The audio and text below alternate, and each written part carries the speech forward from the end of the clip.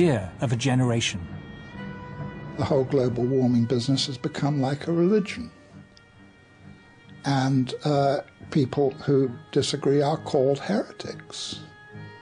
I'm a heretic. The makers of this program are all heretics.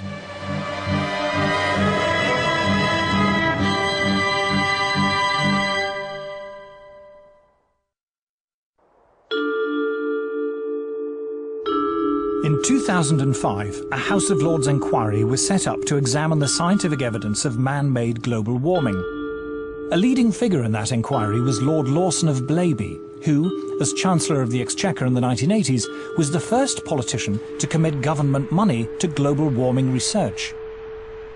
We had a very, very thorough inquiry, took evidence from a whole lot of people expert in this area and produced a report. What surprised me was to discover how weak and uncertain the science was. In fact, there are more and more thoughtful people, some of them a little bit frightened to come out in the open, but who quietly, privately, and some of them publicly, are saying, hang on, wait a minute, this simply doesn't add up. We are told that the Earth's climate is changing. But the Earth's climate is always changing. In Earth's long history, there have been countless periods when it was much warmer and much cooler than it is today, when much of the world was covered by tropical forests, or else vast ice sheets.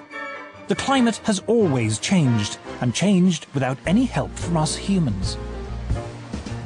We can trace the present warming trend back at least 200 years, to the end of a very cold period in Earth's history.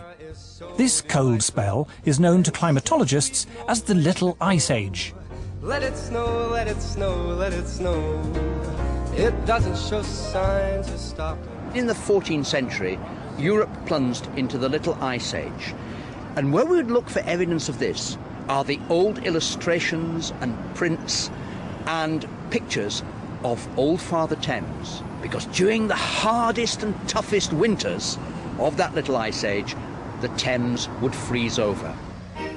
And there were wonderful ice fairs held on the Thames, skating and people actually selling things on the ice. If we look back further in time, before the Little Ice Age, we find a balmy golden era, when temperatures were higher than they are today, a time known to climatologists as the medieval warm period.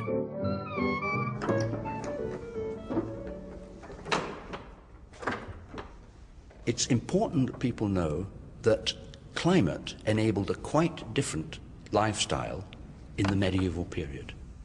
We have this view today that warming is going to have apocalyptic outcomes. In fact, wherever you describe this warm period, it appears to be associated with riches. We're having a heat wave. In Europe, this was the great age of the cathedral builders, a time when, according to Chaucer, vineyards flourished even in the north of England. All over the city of London, there are little memories of the vineyards that grew in the medieval warm period. So this was a wonderfully rich time. And this little church, in a sense, symbolizes it, because it comes from a period of great wealth.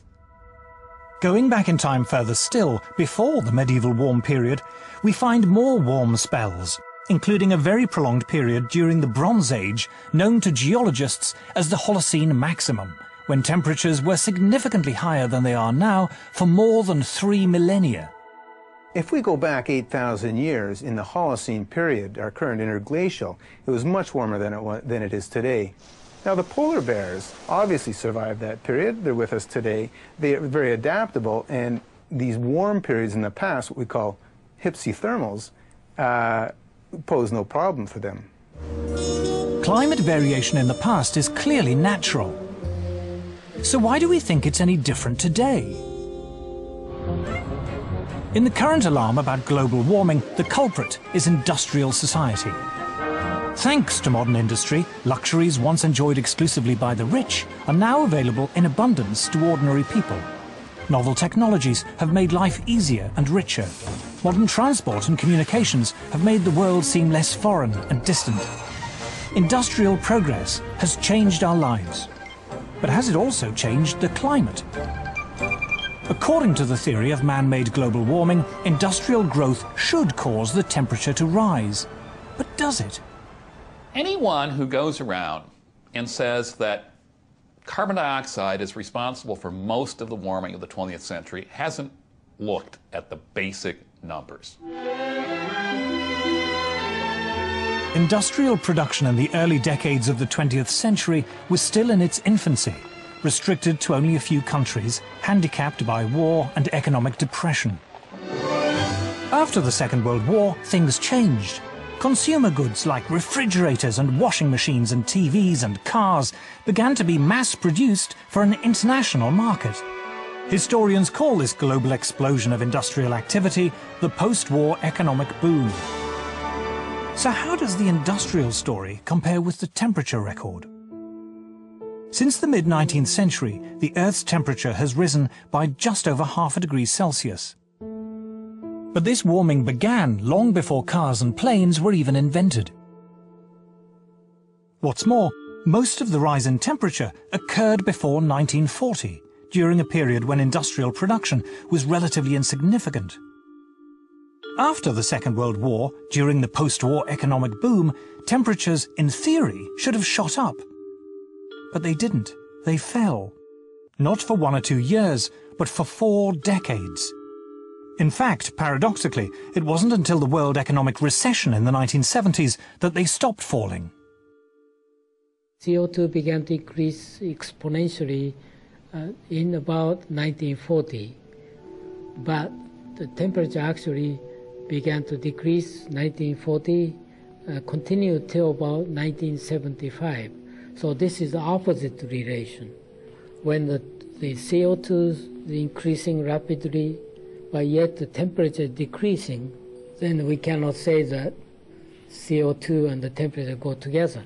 Temperature went up significantly up to 1940 when human production of CO2 was relatively low. And then in the post-war years, when industry and the whole economies of the world really got going, and human production of CO2 just soared, the global temperature was going down. In other words, the facts didn't fit the theory. Just at a time when, after the Second World War, industry was booming.